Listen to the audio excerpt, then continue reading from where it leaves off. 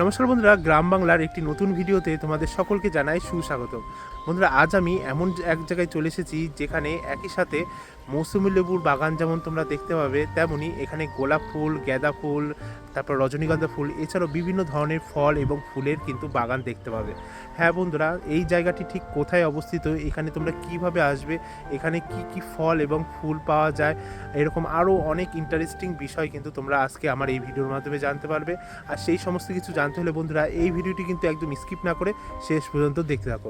বন্ধুরা, আজকে আমি এমন একটি গ্রামের একটা মাঠে এসেছি যেখানে একই জায়গায় কিন্তু কয়েক হাজার বিঘে জমি রয়েছে। হ্যাঁ বন্ধুরা, তোমাদের ভালোভাবে দেখাচ্ছি। দেখো, এইটা হলো দেখতে পাচ্ছ আমার ঠিক ডান দিকে দেখতে পাচ্ছ কত দূর বিস্তৃত এখানে জমি রয়েছে।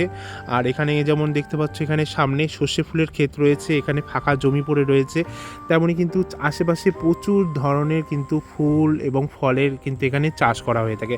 এটা দেখতে পাচ্ছ, এটা হলো আমার বাঁ দিকেও কিন্তু এখানে কিন্তু খুব সুন্দর, মানে এখানে কিন্তু রজনীগন্ধা ফুলের চাষ হচ্ছে, তোমাদের দেখাচ্ছি।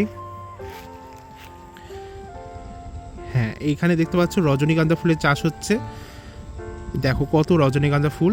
আর যাই হোক, তোমাদের প্রথমে দেখিয়ে দিই এখানে জায়গাটা কত দূর নিয়ে বিস্তৃত। জাস্ট দেখো, মানে এইটা তোমাদের দেখালাম, মানে ডান দিকে তোমরা দেখলাম প্রচুর দূর পর্যন্ত বিস্তৃত মানে জমি, মানে এই সামনেও দেখতে পাচ্ছ প্রচুর দূর, মানে এর মানে শেষ মানে কোথায় সামনে থাকলে তোমরা বিশ্বাসই করতে পারবে না। বাঁ দিকেও কিন্তু প্রচুর দূর বিস্তৃত জমি, মানে অনেক দূর দূর পর্যন্ত কিন্তু জমি। তারপর এই যে ঠিক উল্টো দিকে, হ্যাঁ এই দিকেও কিন্তু প্রচুর জমি। যাই হোক বন্ধুরা, আজকে আমার ভিডিওর মূল বিষয়বস্তু হলো, আজকে আমি এই ভিডিওতে দেখাবো মৌসুমী লেবুর বাগান, তাছাড়া গোলাপ ফুলের বাগান, রজনীগন্ধা ফুলের বাগান, আরও বিভিন্ন ধরনের ফল এবং ফুলের বাগান তোমাদের দেখানোর চেষ্টা করব। তা এইখানটায় এসছি, এখানে প্রথমে মানে এখান থেকেই শুরু করব ভিডিওটা, কারণ এখান থেকে কিন্তু মৌসুমী লেবুর বাগান কিন্তু অনেক কাছে। এখানে দেখতে পাচ্ছ চাষিরা মানে এই জমির থেকে মানে ধান বা কোনো কোনো ফসল টসল হয়তো এখানে বস্তায় বস্তায় করে এখানে সব ভরে ভরে কিন্তু এখানে দেখতে পাচ্ছ প্যাকিং করে রেখে দিয়েছে। আর এখান দিয়ে যাবো, এইখানের দৃশ্যটা কিন্তু খুবই সুন্দর আর খুবই মনোরম। আর এখন কিন্তু শীতকাল, আর দেখতে পাচ্ছ রোদও উঠেছে, আর একটা ঠান্ডা হাওয়া বইছে, অসম্ভব সুন্দর প্রাকৃতিক দৃশ্য। আর ঠিক এই যে দেখতে পাচ্ছ আমার ডান দিকে, এইখান থেকে কিন্তু শুরু হয়ে যাচ্ছে প্রচুর গোলাপ গাছ, দেখতে পাচ্ছ এখানে কিন্তু একটা বড় গোলাপ বাগান রয়েছে। হ্যাঁ, এগুলো কিন্তু সব গোলাপ গাছ দেখো। তবে গোলাপ গাছে এখনও কিন্তু গোলাপ মানে সেইভাবে ফোটেনি, মানে ফুটেছে হয়তো, তবে এই গোলাপগুলো কিন্তু সব এখানকার যেসব চাষি ভাইরা আছে তারা কিন্তু মানে সকাল সকাল কিন্তু সমস্ত ফোটা গোলাপগুলো সব তুলে নিয়ে যায়। এখানে কিন্তু দেখতে পাচ্ছ কত দূর বিস্তৃত এখানে গোলাপ বাগান। হ্যাঁ, আর ঠিক এই যে দেখতে পাচ্ছ আমার বাঁ দিকেই রয়েছে মৌসুমী লেবুর বাগান, যেটা তোমাদের দেখানোর জন্যই আজকে আমার এই ভিডিওটা মূল করা।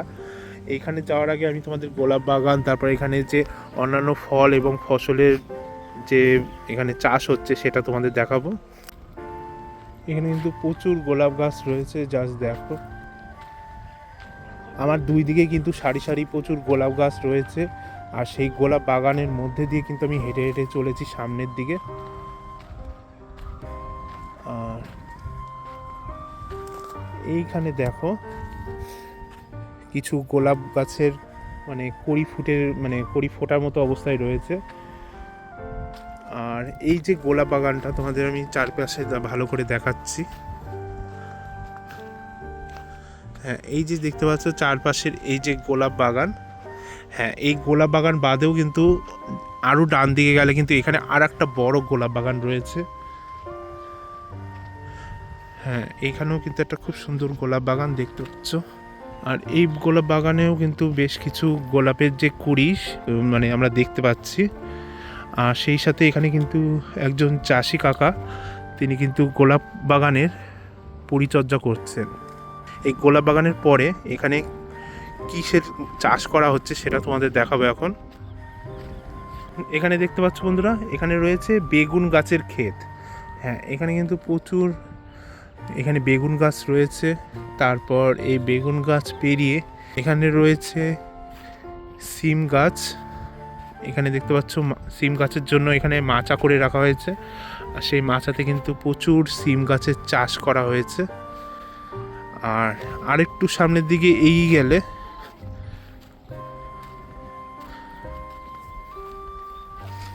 হ্যাঁ, এই যে আমার বাঁ দিকে যেমন রয়েছে গোলাপ বাগান, তেমনই ডান দিকে রয়েছে সিমের ক্ষেত। আর ঠিক আমার সামনে এগিয়ে গেলেই দেখতে পাচ্ছ এখানে রয়েছে সর্ষে ফুলের বাগান। সর্ষে ফুলের বাগানের ঠিক পরে এখানে অল্প কিছুটা জায়গা জুড়ে এখানে কিন্তু রজনীগন্ধা ফুলের কিছুটা বাগান রয়েছে। হ্যাঁ, এইগুলো কিন্তু সব রজনীগন্ধা ফুলের বাগান। এছাড়াও কিন্তু প্রচুর মানে হাজার হাজার বিঘায় কিন্তু এখানে আশেপাশে জমি রয়েছে, যেখানে বিভিন্ন ধরনের ফল, ফুল এবং ফসলের চাষ হয়ে থাকে। গোলাপ বাগান, রজনীগন্ধা ফুলের বাগান আর সর্ষে ফুলের বাগানের ঠিক এই সাইডটায় মানে অর্থাৎ বা সাইডে এখানে দেখতে পাচ্ছ, এখানেও কিন্তু মানে দেখতে পাচ্ছ প্রচুর গাছপালা রয়েছে। এগুলো কিন্তু সব আলু গাছ। হ্যাঁ, আলু গাছের চাষ কিন্তু এখানে হচ্ছে, যে কারণে দেখতে পাচ্ছ এখানে প্রচুর পরিমাণে আলু গাছ রয়েছে। আলু গাছগুলো দেখতে কেমন হয় এবার আমি তোমাদের জাস্ট একটু সামনের থেকে দেখাচ্ছি। এই যে আলু গাছ, এগুলো এখানে কিন্তু সব কত পরিমাণে আলু গাছ হয়ে রয়েছে জাস্ট তোমরা দেখো।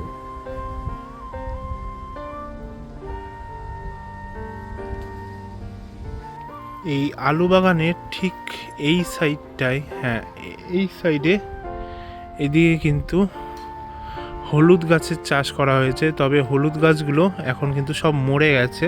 আর হলুদ গাছ এমনই একটি গাছ যে গাছে মানে যে গাছগুলো মরে যাওয়ার পরও মাটির তলায় কিন্তু হলুদগুলো একদম ভালো থাকে। মাটির তলার থেকে এই হলুদ গাছের যদি হলুদগুলো না তোলা হয় তাহলে কিন্তু এই হলুদগুলোর থেকে আবার পুনরায় নতুন করে হলুদ গাছের চারা বেরোবে।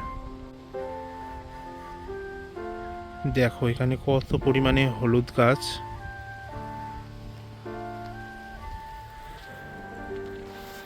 হ্যাঁ, এই হলুদ গাছগুলো কিন্তু সব মরে মরে গেছে দেখো।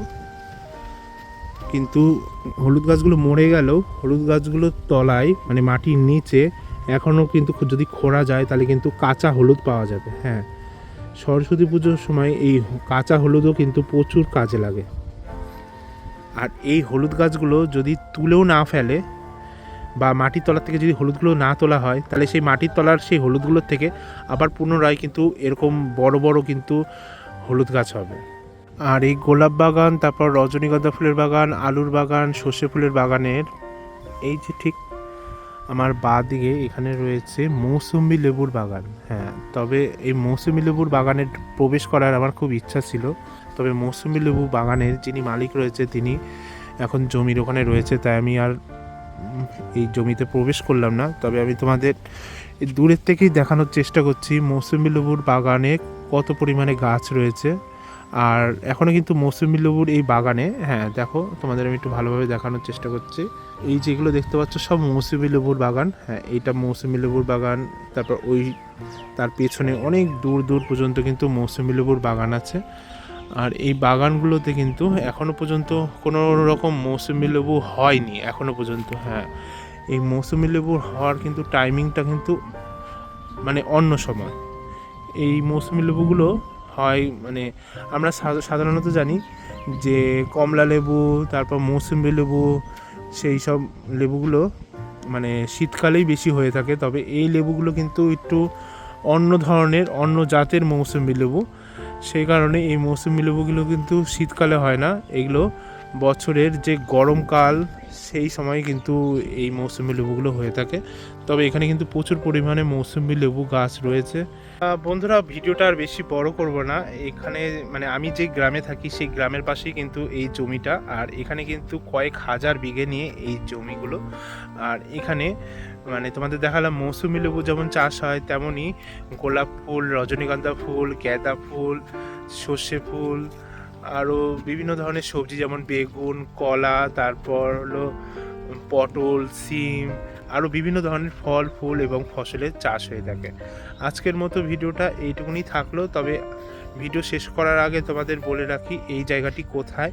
এই জায়গাটি হলো দত্তপুলিয়ার মধ্যে অবস্থিত। এবার এই জায়গাটাতে তোমাদের আসতে গেলে, তোমরা যদি কেউ কলকাতা থেকে আসতে চাও, তারা শিয়ালদা থেকে ডাইরেক্ট মানে কৃষ্ণনগর বা লালগোলা বা গেদে কিংবা রানাঘাট কিংবা শান্তিপুর, এইসব লোকালগুলোর মধ্যে যে কোনো লোকালে ট্রেন ধরে তোমরা চলে আসো প্রথমে রানাঘাট স্টেশনে। রানাঘাট স্টেশনের 1 নম্বর প্ল্যাটফর্ম থেকে বেরিয়ে তোমরা মানে টোটো পেয়ে যাবে। টোটো করে তোমরা চলে আসো রানাঘাট রথতলা বাস স্ট্যান্ডে। সেই রানাঘাট রথতলা বাস স্ট্যান্ড থেকে তোমরা দত্তপুলিয়ার বাস ধরে চলে আসবে বড়বড়িয়া রথতলায়।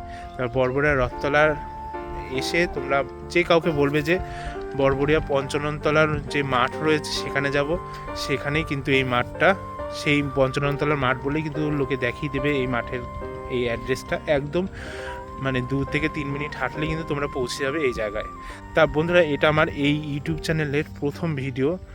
আর ভিডিওটা ভালো লাগলেও তোমরা ভিডিওটা অবশ্যই শেয়ার করে দিও, আর যদি খারাপ লাগে তবুও বলবো ভিডিওটাকে শেয়ার করে দিও, কারণ তোমাদের মানে তোমাদের সাপোর্টটা আমার একান্তই খুবই প্রয়োজন। আর যাই হোক, আমার এই চ্যানেলটিকে সাবস্ক্রাইব করে পাশে দেখো, যাতে পরবর্তীকালে আমি তোমাদের মানে ভালো ভালো ভিডিও উপহার দিতে পারি। আমি জানি যে এই ভিডিওটা ভালো হয়নি, তবুও আমি চেষ্টা করব পরবর্তীকালে অনেক ভালো ভালো ভিডিও উপহার দেওয়া। তার জন্য প্লিজ সাপোর্ট করো। আর সকলে ভালো থাকবেন, সুস্থ থাকবেন। জয় মা কালী।